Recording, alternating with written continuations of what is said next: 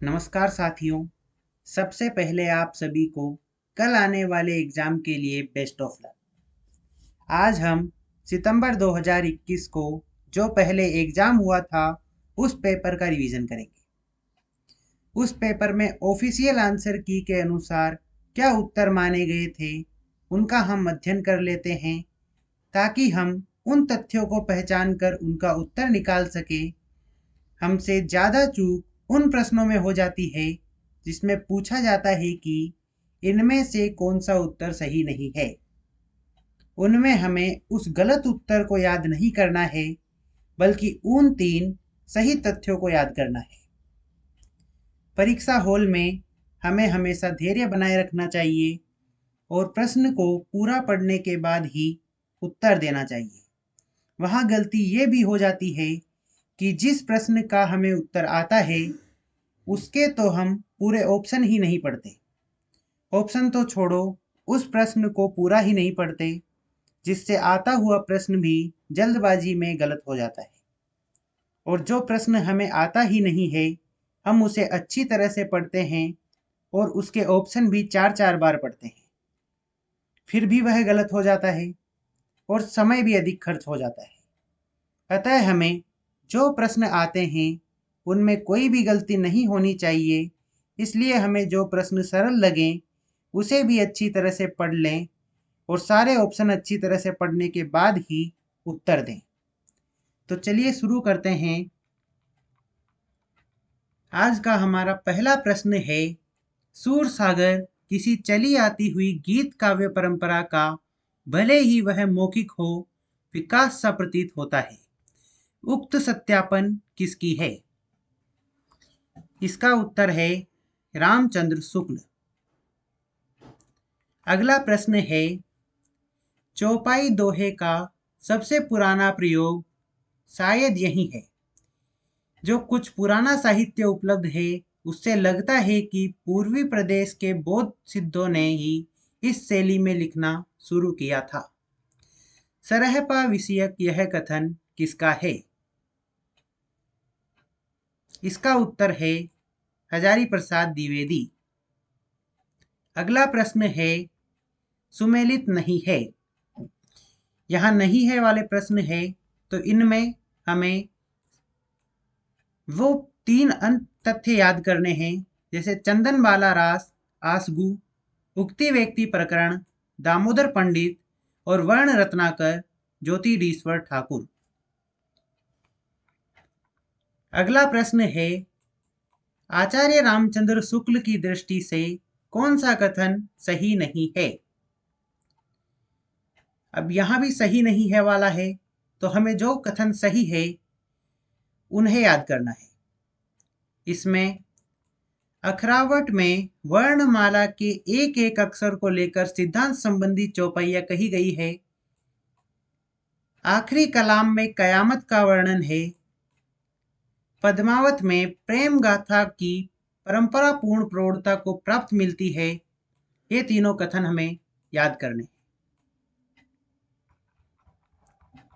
अगला प्रश्न है, मंझन कृत मधुमालती के विषय में कौन सा कथन या तथ्य सही नहीं है? इसमें भी हमें ये 3 तथ्य याद करने हैं। इसमें है, इसमें भारतीय काव्य रूढ़ियों का प्रयोग किया गया है। दूसरा कथन है, अन्य सूफी काव्यों के समान ही इसमें भी प्रेम को ही सब कुछ माना गया है। और तीसरा कथन है, इसमें 5 अर्धाली चौपाइयों के बाद दोहे का प्रयोग है। अगला प्रश्न है, कबीर ऐसे ही मिलन बिंदु पर खड़े थे जहां से एक ओर हिंदुत्व निकल जाता है और दूसरी ओर मुसलमानत्व। कबीर विषयक उक्त मान्यता किसकी है? इसका उत्तर है हजारी प्रसाद द्विवेदी। अगला प्रश्न है, हिंदी प्रेमाख्यान काव्य परंपरा से संबंधित असंगत कथन है। इसमें हमें ये 3 कथ्य याद करने हैं। पहला है, ये काव्य प्रबंधात्मक शैली में रचित है। इनके पात्र मुख्यतः 2 श्रेणियों मानवीय और मानवेतर के हैं। इन काव्यों की मूल भावना प्रेम है। अगला प्रश्न है, निम्नलिखित के आधार पर सही विकल्प चुनिए। पहला है, कबीर जो कुछ कहते थे शास्त्रीय ज्ञान के आधार पर कहते थे। दूसरा कथन है, उनकी उक्तियां भेदने वाली और व्यंग्य चोट करने वाले होते थे। तो इसमें सही उत्तर है ऑप्शन कथन ए गलत और बी सही। यहाँ कथन ए गलत है और बी सही है, तो हमें बी याद करना है। उनकी उक्तियां भेदने वाली और व्यंग्य चोट करने वाली होते थे। अगला प्रश्न है, कौन सा कथन असंगत है? तो इसमें हमें 3 कथन संगत वाले याद करने हैं। पहला कथन है, कृष्णगढ़ नरेश महाराज सावंत सिंह ही प्रसिद्ध भक्त कवि नागरी दास थे। दूसरा कथन है, गागरोनगढ़ के राजा संत पीपा ने स्वामी रामानंद ते दीक्षा ली थी। और तीसरा कथन है, सहजोबाई ने ब्रह्म तत्व का निर्गुण सगुण निरपेक्ष अनिर्वचनीय स्थिति का अनुभूति परक वर्णन किया है। अगला प्रश्न है, पुष्टि मार्ग को जहाज जात है सो जाको कछु लेना होए सो लेव। सूरदास की मृत्यु को सन्निकट जानकर ये शोकार्त वचन किसके हैं? इसका उत्तर है विठलनाथ जी के। अगला प्रश्न है, उन्होंने रचना नैपुण्य का भद्दा प्रदर्शन कहीं नहीं किया है और न शब्द चमत्कार आदि के खेलवाड़ों में वे फंसे हैं। उनकी सी भाषा की सफाई और किसी कवि में नहीं। शुक्ल जी का यह कथन किस कवि के विषय में है? इसका उत्तर है तुलसीदास। अगला प्रश्न है, कवित्व विवेक एक नहीं मोरे सत्य कहूँ लिखी कागज कोरे। यह विनयोक्ति किस कवि की है? इसका उत्तर है तुलसीदास। अगला प्रश्न है, भाषा भूषण के रचनाकार हैं। इसका उत्तर है जसवंत सिंह। अगला प्रश्न है, निम्नलिखित के आधार पर सही विकल्प चुनिए। इसमें पहला विकल्प है, निर्गुण भक्ति में गुरु को वही महत्व प्राप्त है जो साधना के अन्य रूपों ज्ञान मार्ग, सगुण भक्ति या रहस्यवाद में प्राप्त है। दूसरा कथन है, निर्गुण भक्ति का आलंबन निराकार और अगोचर है तथा सगुण भक्ति का आलंबन साकार एवं गोचर। यहाँ ए और बी दोनों कथन सही है। अगला प्रश्न है, मूल गोसाई चरित के रचनाकार हैं। इसका उत्तर है बेनी माधवदास। अगला प्रश्न है, राजस्थान से संबंधित संत भक्त संप्रदाय नहीं है। इसका उत्तर है बावरी संप्रदाय।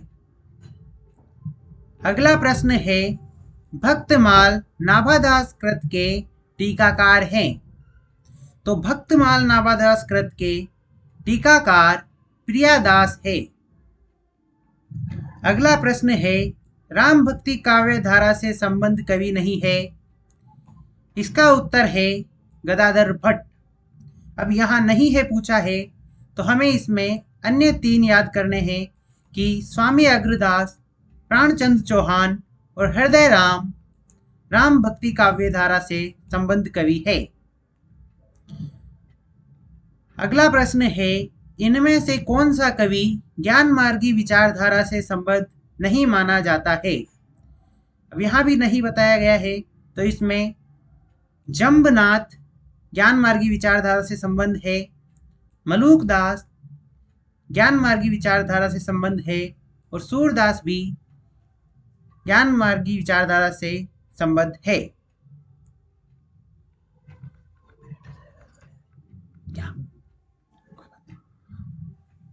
अगला प्रश्न है, राधा वल्लभ नामक वैष्णव भक्ति संप्रदाय के प्रवर्तक हैं। इसका उत्तर है हित हरिवंश। राधा वल्लभ नामक वैष्णव भक्ति संप्रदाय के प्रवर्तक हित हरिवंश हैं। कौन सा विकल्प सुसंगत नहीं है? तो इसमें हमें जो सुसंगत विकल्प है उन्हें याद करना है, जिसमें ये 3 हैं: कबीर परिचय, अनंत दास, ज्ञान समुद्र सुंदर दास, ज्ञान दीपक दरिया साहब। अगला प्रश्न है, संत दादू दयाल की शिष्य परंपरा से असंबद्ध संत है। तो इससे असंबद्ध है पीपा, और जो संबंध संत है वो है सुंदर दास, रज्जब और गरीबदास। ये तीनों दादू दयाल की शिष्य परंपरा के से संबंध है। अगला प्रश्न है, हिंदी में रीति ग्रंथों की अविरल और अखंडित परंपरा का प्रवाह है। केशव की कवि प्रिया के प्राय 25 वर्ष पीछे चला, और वह भी एक भिन्न आदर्श को लेकर। उक्त कथन किसका है? तो यह कथन आचार्य रामचंद्र शुक्ल का है। यह कथन आचार्य रामचंद्र शुक्ल का है। अगला प्रश्न है, निम्नलिखित कथनों से संबंधित सही विकल्प चुनिए। इसमें अ और ब दोनों सही है। अ है, रीति कविता राजाओं और रईसों के आश्रय में पली है। दूसरा, उसकी अंतः प्रेरणा और स्वरूप को कवियों और उनके आश्रयदाता दोनों के संबंध से ही समझा जा सकता है। तो हमें ये दोनों ही कथन याद करने हैं। अगला प्रश्न है, असंगत विकल्प चुनिए। अब यहाँ हमें असंगत विकल्प चुनना है, तो हम इसमें संगत विकल्प याद करेंगे। बिहारी और देव, लाला भगवान दीन, कविवर बिहारी, जगन्नाथ दास रत्नाकर, बिहारी की वाग विभूति विश्वनाथ प्रसाद मिश्र। अगला प्रश्न है, ढेल सो बनाए आए मेलत सभा के बीच लोगन कबित की वो खेल करी जान्यो है। इस काव्यांश के रचयिता हैं। इस काव्यांश के रचयिता कौन है? तो इस काव्यांश के रचयिता है ठाकुर। अगला प्रश्न है, विज्ञान गीता के रचनाकार हैं। तो विज्ञान गीता के रचनाकार केशवदास हैं। अगला प्रश्न है, निम्नलिखित में से कौन सा ग्रंथ मात्र अलंकार निरूपक नहीं है? इसका उत्तर है कवि कुल कल्पतरु। अब इनमें मात्र अलंकार निरूपक ग्रंथ कौन से हैं? तो इसमें है कवि कुल कंठाभरण, शिवराज भूषण और ललित ललाम। अगला प्रश्न है, कौन सी रचना मात्र पिंगल छंद निरूपक है? तो इसका उत्तर है वृत्त विचार। वृत्त विचार रचना मात्र पिंगल छंद निरूपक है। अगला प्रश्न है, कौन सी रचना रस नायक नायिका भेद निरूपक नहीं है? तो इसमें पद्माभरण नहीं है।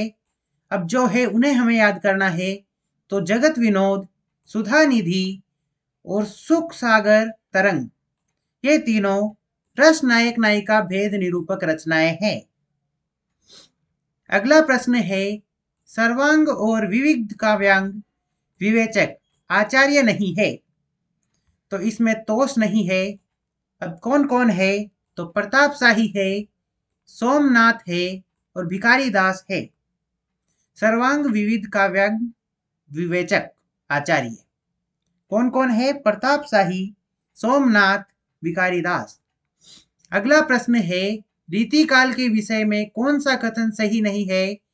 तो इसमें हम जो सही कथन है उन्हें याद करेंगे। उसमें पहला कथन है, सजीव श्रृंगार की एक अदम्य लिप्सा इस युग के साहित्य में प्रतिबिंबित है।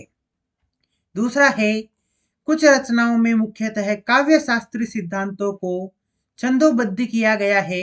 तो कुछ रचनाएं लक्षण मुक्त है।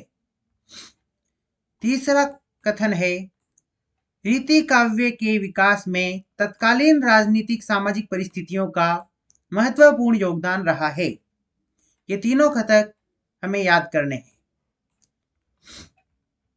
अगला प्रश्न है, आचार्य लोग तो कविता करने की रीति सिखलाते हैं, मानो वह संसार से यह कहते हैं कि अमुकामुक विषयों के वर्णनों में अमुक प्रकार के कथन उपयोगी है और अमुक प्रकार के अनुपयोगी।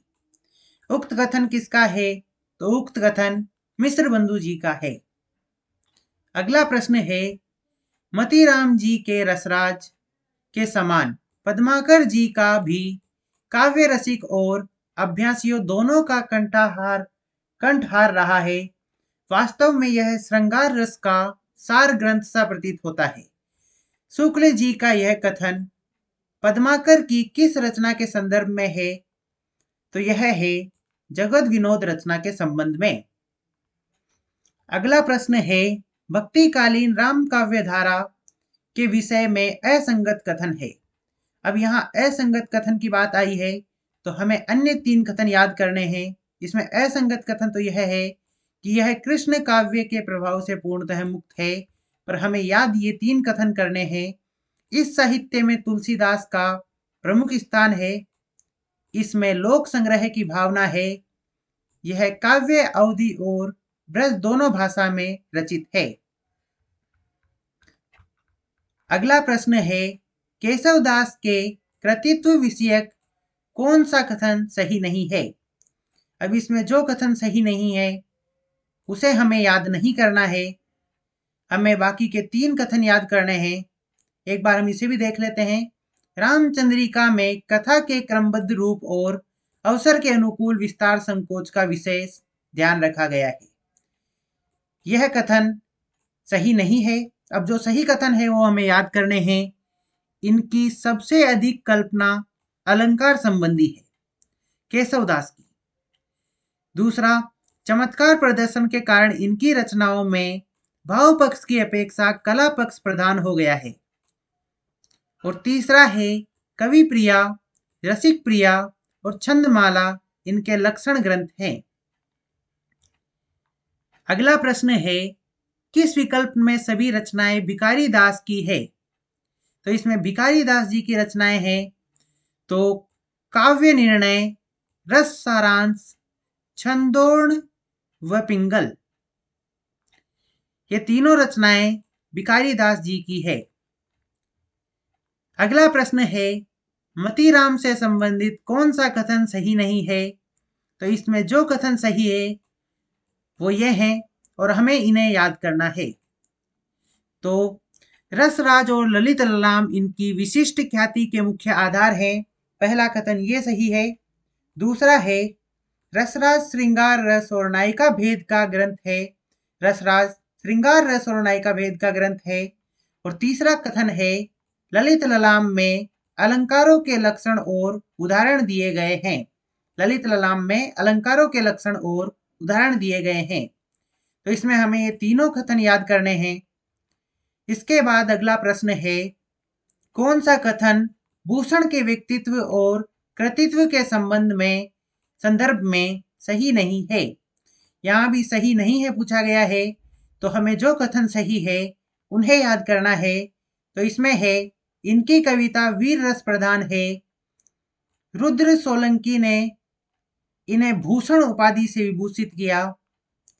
रीतिकार के रूप में इन्हें अधिक सफलता नहीं मिली। ये तीनों कथन हमें याद करने हैं। अगला प्रश्न है, देवकृत सुख सागर तरंग को नायिका भेद का एक विश्व कोश समझना चाहिए। उक्त कथन किस विद्वान का है? तो यह कथन डॉक्टर नगेंद्र का है। अगला प्रश्न है, इसका एक एक दोहा हिंदी साहित्य में एक एक रत्न माना जाता है। शुक्ल जी का उक्त कथन किस रचना के संदर्भ में है? इसका उत्तर है बिहारी सतसई। आगे है सत्यापन। अगले प्रश्न में, जिस कवि में कल्पना की समाहार शक्ति के साथ भाषा की समाज शक्ति जितनी ही अधिक होगी, उतना ही वह मुक्तक की रचना में सफल होगा। इस पर तर्क है, यह समता बिहारी में पूर्ण रूप से वर्तमान थी। इसमें ए और आर दोनों सही है, मतलब सत्यापन और तर्क दोनों सही है। सत्यापन था, जिस कवि में कल्पना की समाहार शक्ति के साथ साथ भाषा की समाज शक्ति जितनी ही अधिक होगी, उतना ही वह मुक्तक की रचना में सफल होगा। और तर्क था, यह समता बिहारी में पूर्ण रूप से वर्तमान थी। अगला प्रश्न में सत्यापन है, जिसकी रचना को जनता का हृदय स्वीकार करेगा, उस कवि की कीर्ति तब तक बराबर बनी रहेगी जब तक स्वीकृति बनी रहेगी। अब इस पर तर्क है, क्या संस्कृत साहित्य में, क्या हिंदी साहित्य में सहस्त्रों कवियों ने अपने आश्रयदाताओं राजाओं की प्रशंसा में ग्रंथ रचे जिनका आज पता तक नहीं है। इसमें ए और आर दोनों सही है, तो सत्यापन और तर्क दोनों सही है। सत्यापन था, जिसकी रचना को जनता का हृदय स्वीकार करेगा, उस कवि की कीर्ति तब तक बराबर बनी रहेगी जब तक स्वीकृति बनी रहेगी। अब तर्क था, क्या संस्कृत साहित्य में, क्या हिंदी साहित्य में सहस्त्रों कवियों ने अपने आश्रयदाता राजाओं की प्रशंसा में ग्रंथ रचे जिनका आज पता तक नहीं है। अगला प्रश्न है, प्रेम की पीर या इश्क का दर्द इनके एक एक वाक्य में भरा पाया जाता है। आचार्य शुक्ल का उक्त कथन किसके संदर्भ में है? तो इसका उत्तर है कवि आलम। अगला प्रश्न है, नेहि महा ब्रजभाषा प्रवीण ओ सुंदर तानी के भेद को जाने। विश्वनाथ प्रसाद मिश्र के अनुसार गणानंद की यह काव्य प्रशस्ति किसके द्वारा लिखी गई है? इसका उत्तर है ब्रजनाथ। अगला प्रश्न है, अभिधा उत्तम वाक्य है, मध्य लक्षणालीन, अधम व्यंजना रस विरस, उलटी कहत नवीन। उक्त मत किसका है? तो इसका उत्तर है कविदेव। उक्त मत कविदेव का है। अगला प्रश्न है, इनका सा अर्थ सौष्ठव और नवोन्मेष बिरले ही कवियों में मिलता है। रीतिकाल के कवियों में ये बड़े ही प्रगल्भ और प्रतिभा संपन्न कवि थे। शुक्ल जी का उक्त मत किस कवि के विषय में है? इसका उत्तर है देव। अगला प्रश्न है, सेनापति के काव्य कौशल के विषय में कौन सा विवरण सही नहीं है? तो इसमें जो विवरण सही है वो हमें याद करने हैं, जो कथन सही है वो हमें याद करने हैं। तो पहला कथन है, कवित्र रत्नाकर इनकी प्रसिद्ध रचना है। दूसरा कथन है, इनकी अप्रतिम सफलता उत्कृष्ट ऋतु वर्णन में है। और तीसरा कथन है, श्लेष इनका प्रिय अलंकार है। अगला प्रश्न है, आगे के कवि रीजी है तो कविताई, न तो राधिका कन्हाई, सुमिरन को बहानो है। इस वाक्यांश के रचनाकार है, तो इस वाक्यांश के रचनाकार है भिखारी दास। अगला प्रश्न है, निम्नलिखित में प्रबंधात्मक रचना है। तो इसका उत्तर है हिम्मत बहादुर विरुदावली। यह एक प्रबंधात्मक रचना है। अगला प्रश्न है, भक्तिकालीन कृष्ण काव्यधारा के संबंध में कौन सा कथन सही नहीं है? इसमें सही नहीं है लिखा हुआ आया है, तो हमें जो कथन सही है वो याद करने हैं। तो हम इन अन्य 3 कथनों को याद करेंगे, जिसमें पहला है, पुष्टि मार्गीय कृष्ण काव्य में गोपाल कृष्ण की बाल लीला को विशेष महत्व दिया गया है। दूसरा कथन है, कृष्ण काव्य का सर्वाधिक प्रिय विषय राधा कृष्ण की प्रेम लीला है। और तीसरा कथन है, अधिकांश कृष्ण काव्य गीति पदों में रचा गया है। अगला प्रश्न है, कौन सा विकल्प सुसंगत नहीं है? अब यहाँ सुसंगत नहीं है पूछा गया है, तो हम इसमें जो सुसंगत है उन्हें याद करेंगे। एक बार हम देख लेते हैं कि कौन सा सुसंगत नहीं है। तो प्रताप सिंह विरुदावली सेनापति की यह कथन, यह विकल्प सुसंगत नहीं है। अब हमें जो याद करने हैं वो है काव्य विवेक चिंतामणि, शिवा बावनी भूषण और वृत्त कौमुदी मतीराम।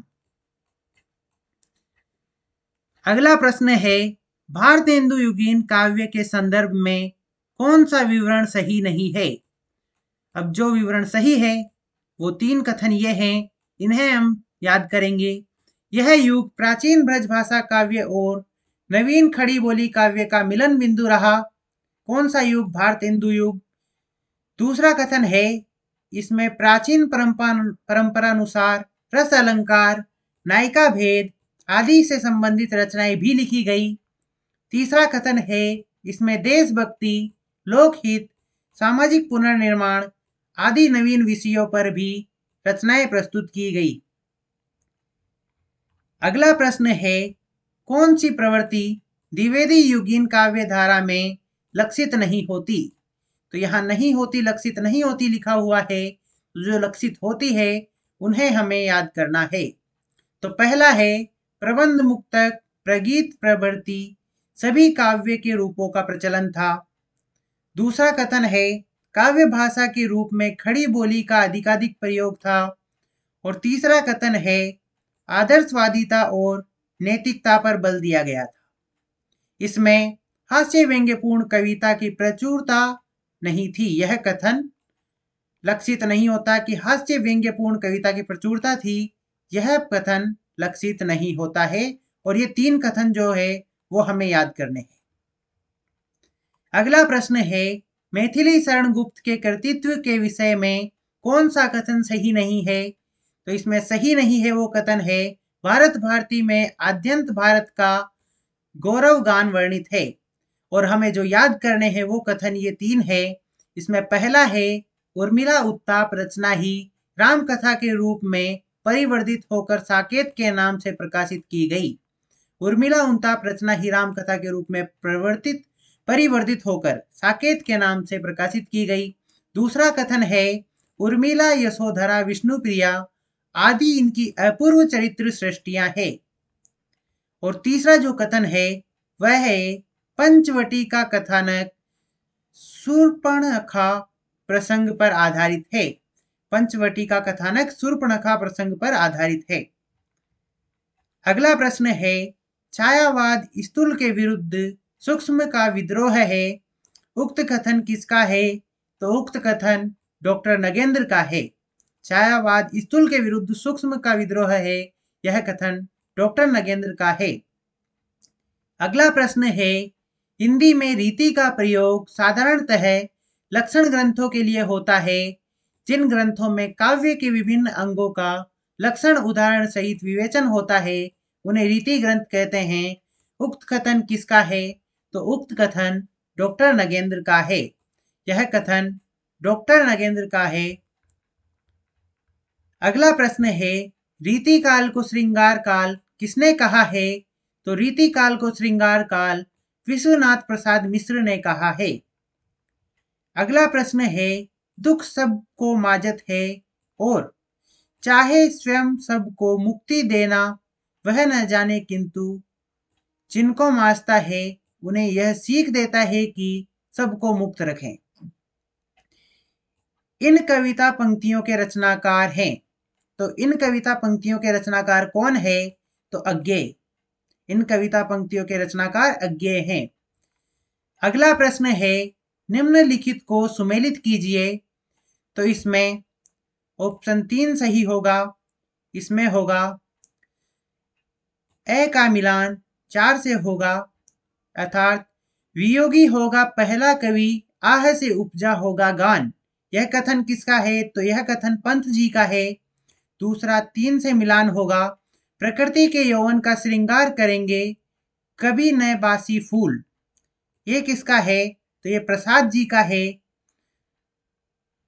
और स में कवि कुछ ऐसी तान सुनाओ जिससे उथल पुथल मच जाए। यह किसका है? तो यह बालकृष्ण शर्मा का है। और लास्ट है, धन्य में पिता निरर्थक था, कुछ भी तेरे हित न कर सका। यह किसका है? तो यह है निराला जी का। अगला प्रश्न है, निराला की काव्य कृतियों से संबंधित कौन सा कथन सही नहीं है? इसमें जो कथन सही है वो हमें याद करने हैं। तो इसमें ये 3 कथन सही है। इसमें पहला है, अनामिका में संग्रहित अधिकांश रचनाएं उत्कृष्ट भाव व्यंजना तथा कलात्मक प्रौढ़ता की द्योतक है। यह पहला कथन है। और दूसरा कथन है, सरोज स्मृति हिंदी का श्रेष्ठ शोक गीत है। तीसरा कथन है, राम की शक्ति पूजा में कवि का पौरुष और ओज चरमोत्कर्ष के साथ अभिव्यक्त हुआ है। ये तीनों कथन हमें याद करने हैं। अगला प्रश्न है, यदि श्रद्धा और मनु अर्थात मनन के संयोग से मानवता का विकास रूपक है तो भी बड़ा ही भावमय और श्लाघ्य है। कामायनी की कथा सृष्टि के विषय में यह कथन, यह विचार किसका है? इसका उत्तर है जयशंकर प्रसाद। यह विचार जयशंकर प्रसाद जी का है। अगला प्रश्न है, जब वेदना के आधार पर स्वानुभूतिमय अभिव्यक्ति होने लगी तब हिंदी में उसे छायावाद नाम से अभिहित किया गया। छायावाद की यह परिभाषा किसने दी? तो छायावाद की यह परिभाषा जयशंकर प्रसाद जी ने दी। क्या परिभाषा दी? जब वेदना के आधार पर स्वानुभूतिमय अभिव्यक्ति होने लगी तब हिंदी में उसे छायावाद नाम से अभिहित किया गया। अगला प्रश्न है, कौन सा विकल्प सुमेलित नहीं है? तो इसमें हमें वे याद करने हैं जो सुमेलित है। तो इसमें सुमेलित कौन कौन से हैं? तो इसमें है बुद्ध और नाचघर हरिवंश राय बच्चन। दूसरा है हम विस्पाई जन्म के बालकृष्ण शर्मा नवीन। तीसरा है प्रवासी के गीत, यह है नरेंद्र शर्मा। अगला प्रश्न है, निम्नलिखित में दिनकर की रचनाएं कौन सी है? इनमें से दिनकर की रचनाएं कौन कौन सी है? तो इसका सही उत्तर है ए, स और ये। ए उर्वशी, स सामधेनी और यह में है रसवंती। ये तीनों दिनकर की रचनाएं हैं, उर्वशी, सामधेनी और यशवंती। अगला प्रश्न है, निम्नलिखित को सुमेलित कीजिए। इसका उत्तर है ऑप्शन 1। इसमें वैदेही वनवास अयोध्या सिंह उपाध्याय, पथिक राम नरेश त्रिपाठी, द्वापर मैथिली शरण गुप्त और राष्ट्रीय वीणा गया प्रसाद शुक्ल स्नेही की है। यह हमें याद करना है। आगे चलते हैं अगले प्रश्न की ओर। कौन सा विकल्प सही नहीं है? इसमें सही नहीं है पूछा गया है, तो हमें वो याद करने हैं जो सही है। तो ये 3 कथन सही है। इनमें पहला है, संशय की एक रात में राम के मन का संशय चित्रित है। दूसरा है, उर्वशी का दर्शन पक्ष है, प्रेम और ईश्वर, जैव और आत्म, धरातल को मिलाना। और तीसरा कथन है, लोकायतन में स्वाधीनता पूर्वक से लेकर उत्तर स्वप्न तक का विशाल भारतीय परिवेश चित्रित है। अगला प्रश्न है जिसमें सत्यापन है और तर्क है। इसमें सत्यापन गलत है और तर्क सही है।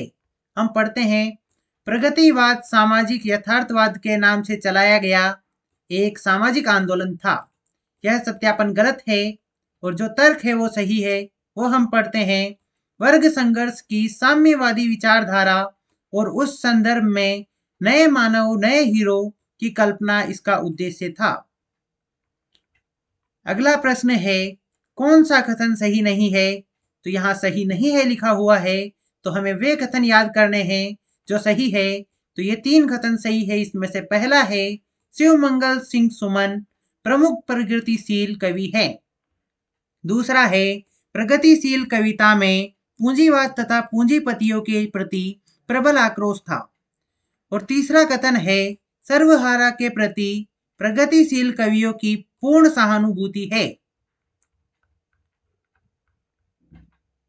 अगला प्रश्न है, अज्ञेय की काव्य रचना के संबंध में कौन सा कथन सही नहीं है?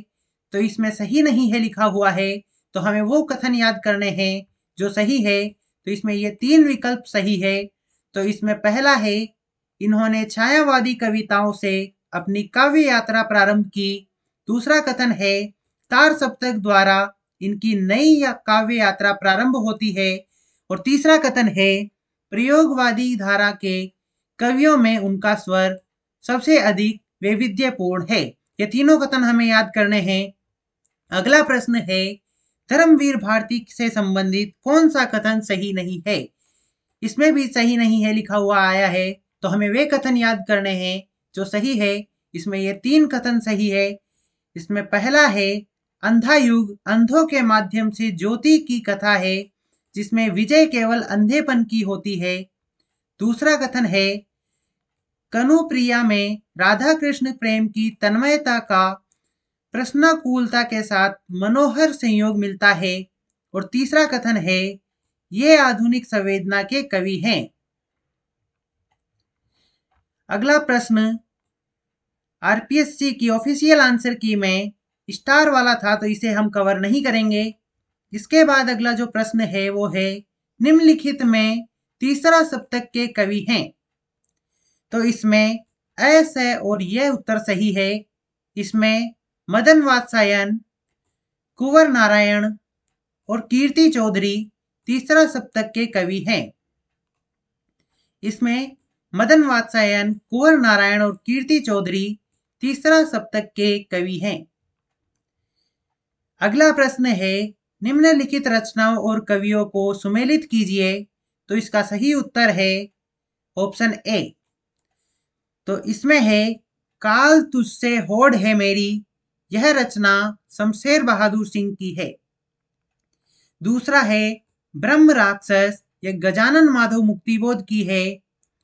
तीसरा है, युग की गंगा, यह केदारनाथ अग्रवाल की है। और बादल को घेरता घेरते देखा है, यह रचना नागार्जुन की है। यह हमें याद करनी है दोस्तों। अगला क्वेश्चन भी उसमें स्टार रेटेड था, तो इसे भी हम कवर नहीं करेंगे। चलते हैं उसके अगले क्वेश्चन पर। 76वां क्वेश्चन है, कौन सी रचना अशोक वाजपेयी की नहीं है? तो इसमें जो रचनाएं उनकी है उन्हें हम याद करेंगे। तो इसमें है, एक पतंग अनंत में, शहर अब भी संभावना है, कहीं नहीं वही। यह प्रश्न भी स्टार रेटेड है। इसके बाद अगला प्रश्न है, सुभद्रा कुमारी चौहान की काव्य रचना के संबंध में कौन सा कथन सही नहीं है? तो इसमें जो कथन सही है उन्हें हम याद करेंगे। इसमें पहला है, उनमें गंभीर से गंभीर विषय को भी सरल रूप से प्रस्तुत करने की अदम्य क्षमता थी। दूसरा कथन है, उनकी राष्ट्रीय कविताओं में समसामयिक देश प्रेम और भारतीय इतिहास एवं संस्कृति की गहरी छाप है। और तीसरा कथन है, उनकी कविताएं त्रिधारा और मुकुल शीर्षक से प्रकाशित है। अगला प्रश्न है, श्याम नारायण पांडेय के व्यक्तित्व और कृतित्व से संबंधित कौन सा कथन असंगत है? अब इसमें असंगत पूछा है, तो हम बाकी के जो 3 कथन है उन्हें याद करेंगे। उसमें पहला है, जौहर राजस्थान के इतिहास के लोमहर्षक आत्म बलिदान पर आधारित महाकाव्य है। दूसरा कथन है, उन्होंने आधुनिक युग में वीर काव्य की परंपरा को खड़ी बोली में प्रतिष्ठित किया है। और तीसरा है, उनके संस्कार द्विवेदी युगीन दृष्टिकोण, उपयोगितावादी और भाव विस्तार मर्यादावादी हैं। ये तीनों हमें याद करने हैं। अगला प्रश्न है, महादेवी वर्मा के यामा में कौन सी रचना संकलित नहीं है? तो इसमें जो संकलित है वह हम याद करेंगे। तो इसमें निहार, रश्मि और सांध्य गीत, ये तीनों रचनाएं संकलित है। अगला प्रश्न है, निम्नलिखित को सुसंगत कीजिए। तो इसमें विकल्प 4 सही है। तो ऋतुराज, एक मरण धर्मा और अन्य। रामदेव आचार्य, रेगिस्तान से महासागर तक। हरीश भादानी, रोटी नाम सत है। नंद चतुर्वेदी, यह समय मामूली है। यह हमें याद करना है दोस्तों। अगले प्रश्न की ओर चलते हैं। कविता एवं कवि सुमेलित कीजिए। इसका सही उत्तर है ऑप्शन ए। इसे हम सुमेलित करते हैं। इस यात्रा में किसकी कविता है? तो लीलाधर की। अपनी केवल धार किसकी है? तो अरुण कमल की। दुनिया रोज बनती है, यह कविता किसकी है? आलोक धनवा की। हवाएं चुप नहीं रहती, यह कविता किसकी है? तो वेणुगोपाल की। इसे भी हम याद करेंगे दोस्तों। चलते हैं अगले प्रश्न की ओर। निम्नलिखित को सुमेलित कीजिए। इसका उत्तर है ऑप्शन 2। हजार हजार बाहों वाली नागार्जुन। चूका भी नहीं हूं मैं, शमशेर बहादुर सिंह।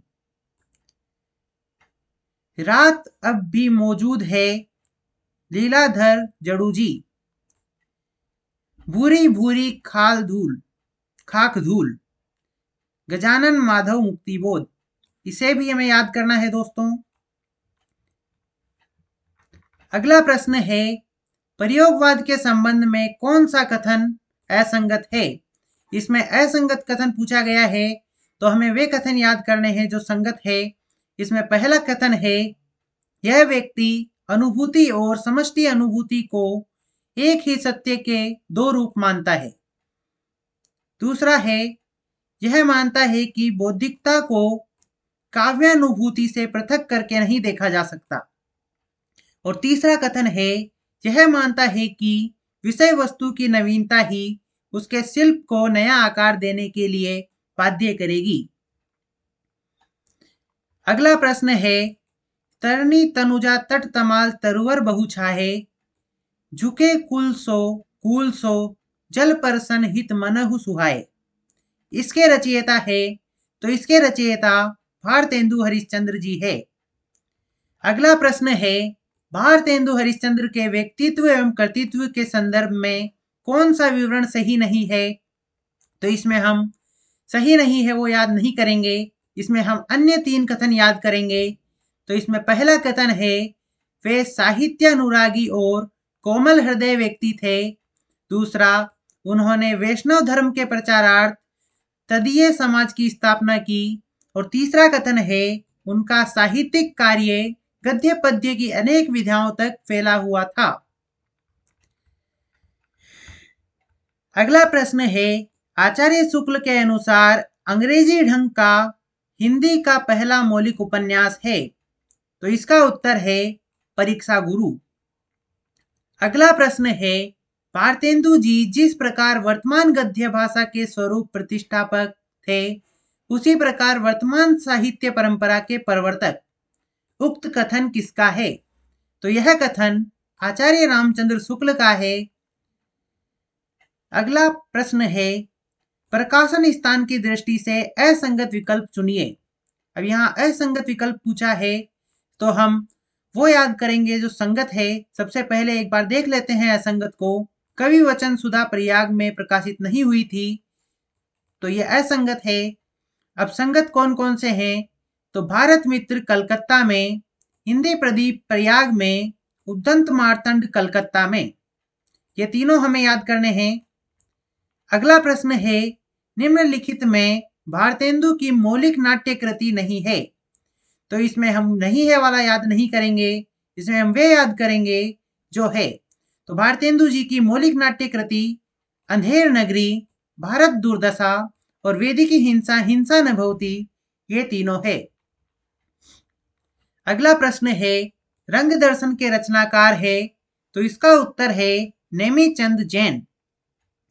अगला प्रश्न है, पंडित प्रताप नारायण मिश्र और पंडित बालकृष्ण भट्ट ने हिंदी गद्य साहित्य में वही काम किया है जो अंग्रेजी गद्य साहित्य में एडिसन और स्टील ने किया। यह कथन किसका है? तो यह कथन आचार्य रामचंद्र शुक्ल का है। अगला प्रश्न है, इनमें से कौन से निबंध संग्रह विद्यानिवास मिश्र के हैं? तो इसका उत्तर है ऑप्शन 4, ऐसे और ये। इसमें चितवन की छा है, तुम चंदन हम पानी और कदम की फूली डाल, ये तीनों विद्यानिवास मिश्र जी के निबंध संग्रह है। इन तीनों को हमें याद करना है। अगला प्रश्न है, नागरी प्रचारिणी पत्रिका के संबंधित कौन सा विवरण सही नहीं है? तो इसमें हमें वह याद नहीं करना है जो सही नहीं है। इसमें अन्य तीन हमें याद करने हैं, जिनमें पहला है 1896 में इसका प्रकाशन त्रैमासिक रूप से प्रारंभ हुआ। दूसरा कथन है, प्रारंभ में इसके संस्थापक मंडल में श्याम सुंदर दास, सुधाकर द्विवेदी, कालिदास और राधा कृष्ण दास सम्मिलित थे। और तीसरा कथन इसमें है, यह मुख्यतः शोध पत्रिका है। अगला प्रश्न है, हिंदी साहित्य पंडित महावीर प्रसाद द्विवेदी का सदा ऋणी रहेगा। व्याकरण की शुद्धता और भाषा की सफाई के प्रवर्तक द्विवेदी जी ही थे। उक्त कथन किसका है? तो उक्त कथन आचार्य रामचंद्र शुक्ल का है। अगला प्रश्न है, पत्रिका और संपादक या प्रकाशक संबंधी असंगत विकल्प है। तो इसमें हमें असंगत याद नहीं करना है, इसमें हमें संगत विकल्प याद करने हैं।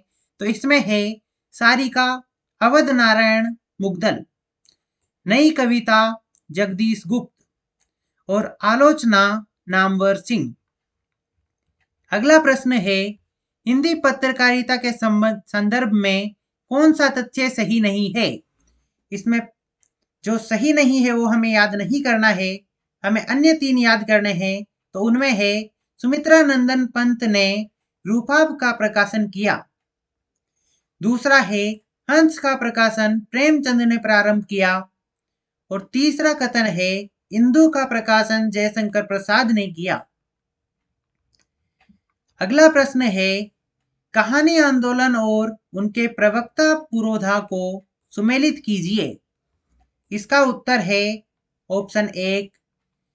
इसे हम मिलान करते हैं, समांतर कहानी कमलेश्वर, सक्रिय कहानी राकेश वत्स, सचेतन कहानी महीप सिंह और अ कहानी गंगा प्रसाद विमल एवं अन्य। अगला प्रश्न है, संस्मरणात्मक रचना और रचनाकारों की दृष्टि से कौन सा विकल्प असंगत है? यहाँ असंगत लिखा आया है, तो हमें अन्य तीन याद करने हैं जो संगत है। तो इसमें वसंत से पतझड़ तक रविंद्रनाथ त्यागी, सृजन के सहयात्री रविंद्र कालिया और चिड़िया रेन बसेरा विद्यानिवास मिश्र, ये हमें याद करने हैं। अगला प्रश्न है, कृति और कृतिकार को सुमेलित कीजिए। तो इसमें सही उत्तर है ऑप्शन 4। इसका हम मिलान करते हैं, नई कविता के प्रतिमान लक्ष्मीकांत वर्मा, नई और कविता के नए प्रतिमान नामवर सिंह, नया साहित्य नए प्रश्न नंद दुलारी वाजपेयी, नई साहित्य का सौंदर्य शास्त्र गजानन माधव मुक्तिबोध। दोस्तों, हमें ये चारों याद करने हैं। अगले प्रश्न की ओर चलते हैं।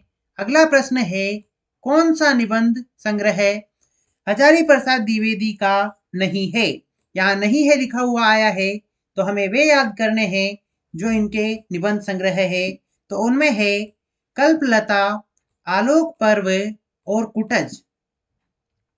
अगला प्रश्न है, post box number 203 Nala Sopara किसकी रचना है? तो यह चित्रा मुग्दल की रचना है। अगला प्रश्न है, औपन्यासिक कृतियों का रचनाकारों से मिलान कीजिए।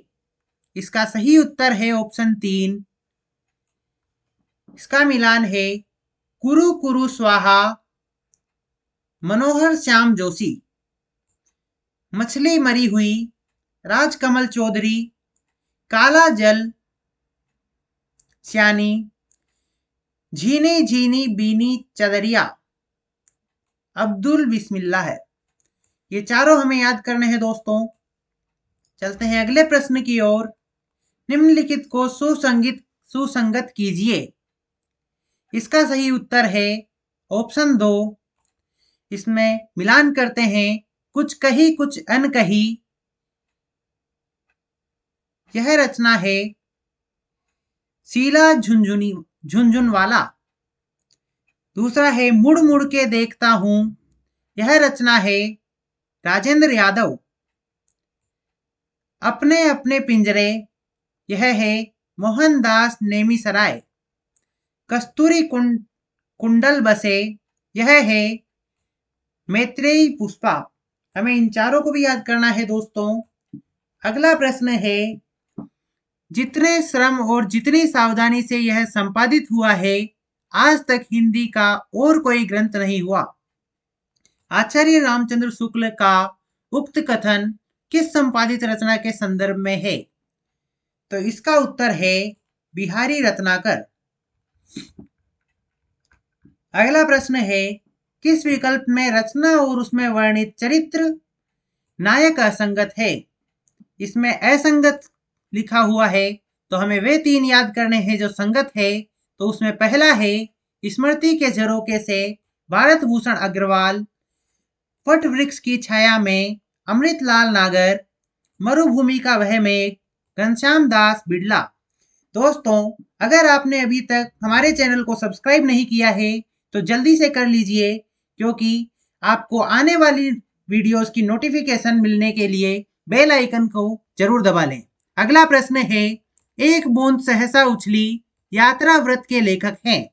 इसका उत्तर है सच्चिदानंद वात्स्यायन।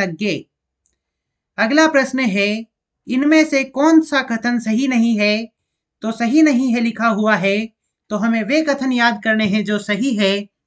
तो उसमें हम ये 3 कथन पढ़ेंगे, जिसमें पहला कथन है पहला गिरमिटिया में गांधी जी द्वारा दक्षिण अफ्रीका में चलाए गए सत्याग्रह आंदोलन का चित्रण है।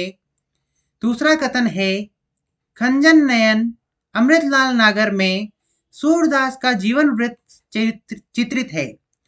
तीसरा कथन है अपने अपने अजनबी की मुख्य समस्या स्वतंत्रता के वर्ण की है। ये तीनों हमें याद करने हैं दोस्तों। अगला प्रश्न देखते हैं। अगला प्रश्न है नाट्य कृतियों और नाटककारों को सुसंगत कीजिए। इसमें तीसरा ऑप्शन सही है। इसका मिलान करते हैं खजुराहो का शिल्पी शंकर शेष।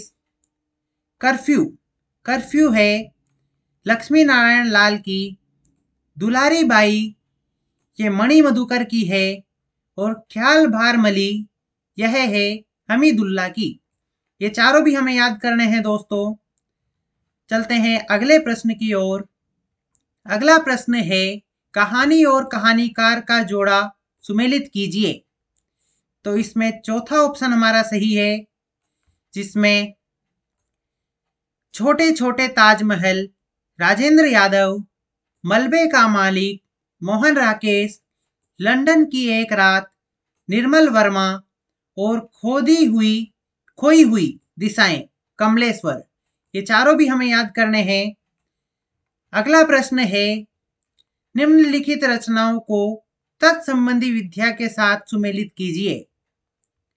इसका सही उत्तर है ऑप्शन 2 चेतना के बिंब संस्मरण है। अरे यायावर रहेगा याद यात्रा साहित्य है। प्रेमचंद घर में जीवनी है।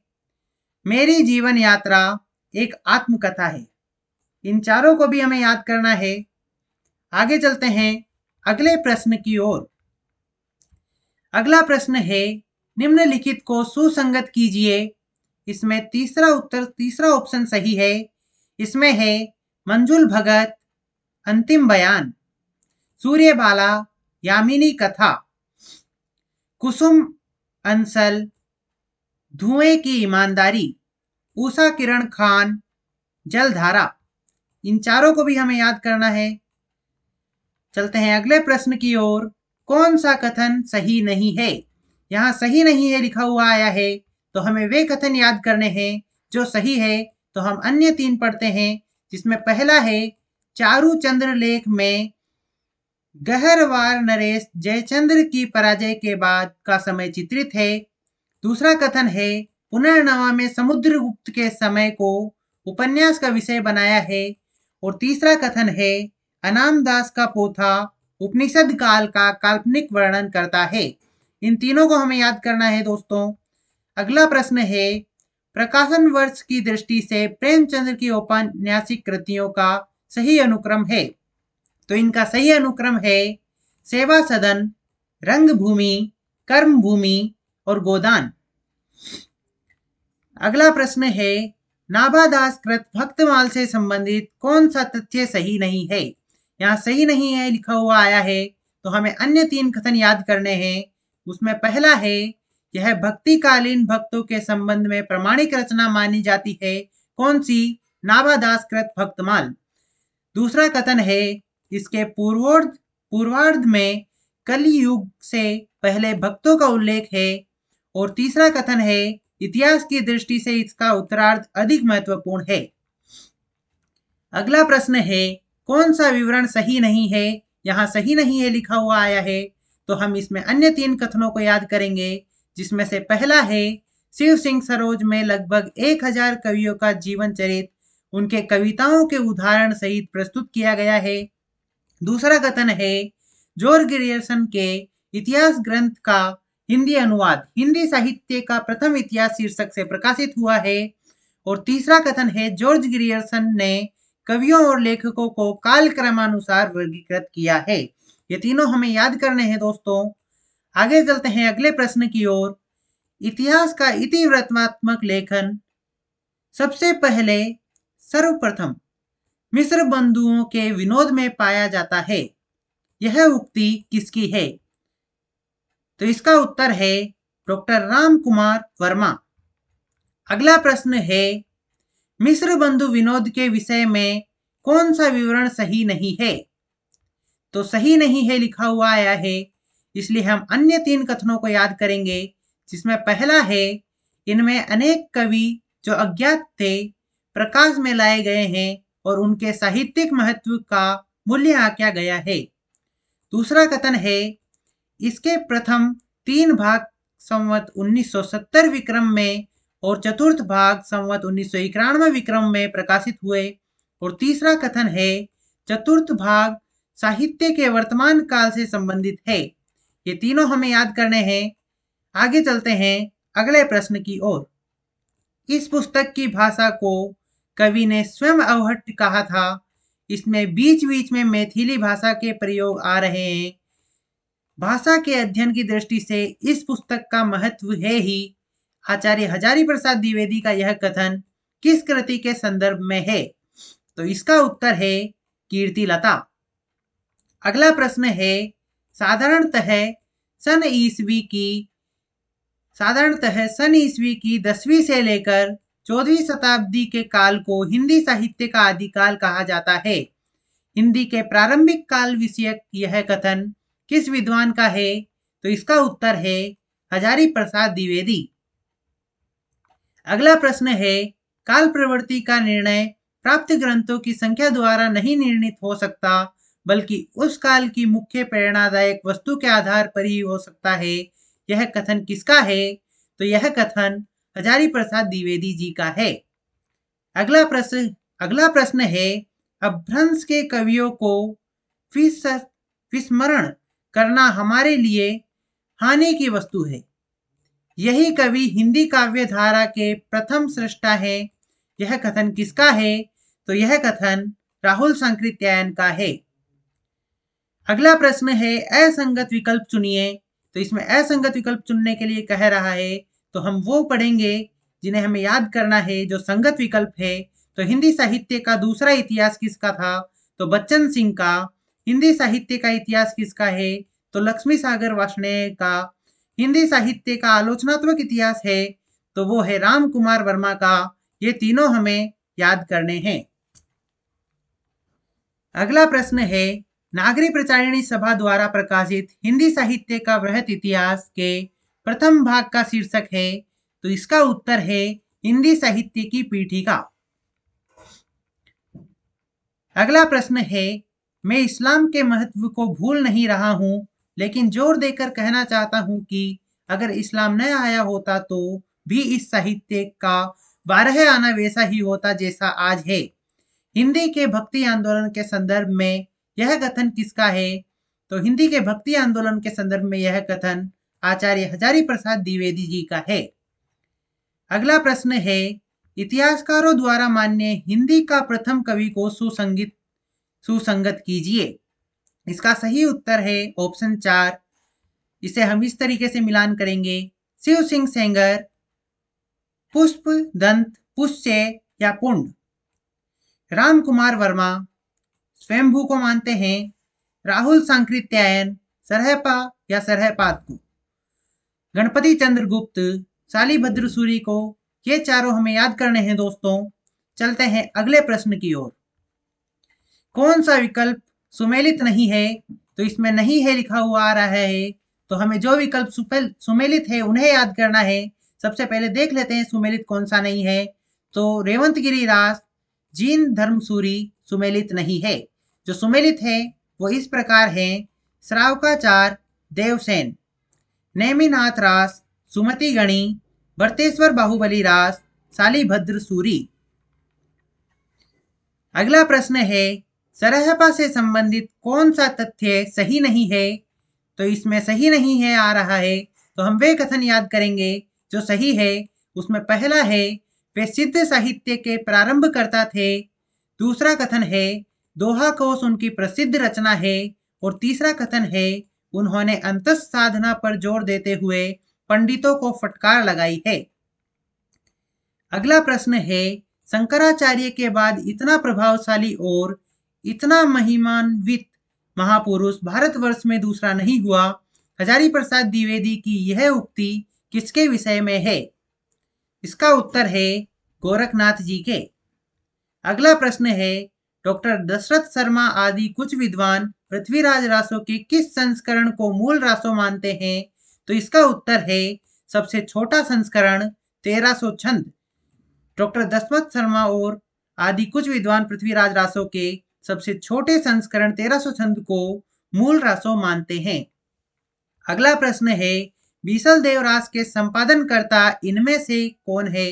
इनमें से है, तो इनमें से है माता प्रसाद गुप्त एवं अंगचंद नाहटा। अगरचंद नाहटा। अगला प्रश्न है, आदिकालीन हिंदी कवि अमीर खुसरो विषयक कौन सा तथ्य सही नहीं है? यहाँ सही नहीं है लिखा हुआ आ रहा है, तो हमें वो याद करने हैं जो सही है। उनमें पहला है, उनकी पहेलियां मुकरियां और दो सुखने हिंदी साहित्य में प्रसिद्ध हैं। दूसरा है, उनकी रचनाओं में खड़ी बोली काव्य भाषा बनने का प्रयास कर रही थी। और तीसरा कथन है, उन्होंने जनजीवन के साथ घुल मिलकर काव्य रचना की है।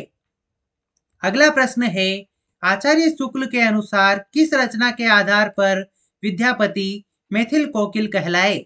इसका उत्तर है पदावली। अगला प्रश्न है, इनमें से कौन सा विवरण सही नहीं है? इसमें सही नहीं है आ रहा है, तो हम इसमें अन्य 3 याद करेंगे जो सही है। इसका उत्तर नहीं, इसमें कथन है पहला, सिद्धों की वाम मार्गी भोग साधना की प्रतिक्रिया में नाथपंथियों की हठ योग साधना प्रारंभ हुई। दूसरा कथन है, जैन साहित्य आचार रास फागु और चरित आदि शैलियों में रचा गया। और तीसरा कथन है, सिद्ध साहित्य बौद्ध धर्म की वज्रयान उपशाखा से विकसित हुआ। ये तीनों हमें याद करने हैं मित्रों। अगला प्रश्न है, आदि से अंत तक इन्हीं चित्तवृत्तियों की परंपरा को परखते हुए हिंदी साहित्य परंपरा के साथ उनका सामंजस्य दिखाना ही साहित्य का इतिहास कहलाता है। यह स्थापना किसकी है? इसका उत्तर है रामचंद्र शुक्ल। अगला प्रश्न है, इस संबंध में इसके अतिरिक्त और कुछ कहने की जगह नहीं है कि यह पूरा ग्रंथ वास्तव में जाली है। पृथ्वीराज रासो विषयक यह स्थापना किसकी है? इसका उत्तर है रामचंद्र शुक्ल। अगला प्रश्न है, इस ग्रंथ में श्रृंगार की ही प्रधानता है, वीर रस का किंचित आभास मात्र है। रामचंद्र शुक्ल की यह मान्यता किस ग्रंथ के संदर्भ में है? इसका उत्तर है बीसल देव रासो। अगला प्रश्न है, वह सांप्रदायिक शिक्षा मात्र है, अतः शुद्ध साहित्य की कोटि में नहीं आ सकती। सिद्धों नाथों योगियों की रचनाओं के विषय में यह किसका मत है? तो यह मत आचार्य रामचंद्र शुक्ल का है। अगला प्रश्न है, राउलवेल के विषय में कौन सा तथ्य सही नहीं है? यहाँ सही नहीं आ रहा है, तो हम वो कथन याद करेंगे जो सही है। तो उसमें ये 3 कथन है। इनमें से पहला है, इसका रचयिता रोडा नामक कवि माना जाता है। दूसरा कथन है, यह मूलतः एक शिलांकित रचना है। और तीसरा कथन है, यह गद्य पद्य मिश्रित चंपू काव्य है। अगला प्रश्न है, भगवान को सगुण मानकर उनकी भक्ति पर बल देने वाले भागवत धर्म के भेदों और उनके संस्थापकों को सुमेलित कीजिए। इसका सही उत्तर है ऑप्शन 2। इसको इस प्रकार सुमेलित करते हैं, श्री संप्रदाय, रामानुजाचार्य, ब्रह्म संप्रदाय, मध्वाचार्य, रुद्र संप्रदाय, विष्णु स्वामी और सनकादि संप्रदाय, निम्बार्काचार्य। इसे हमें याद करना है दोस्तों। अगला प्रश्न है, कौन सा विवरण सही नहीं है? यहाँ सही नहीं है आ रहा है, तो हमें जो सही है वो याद करने हैं।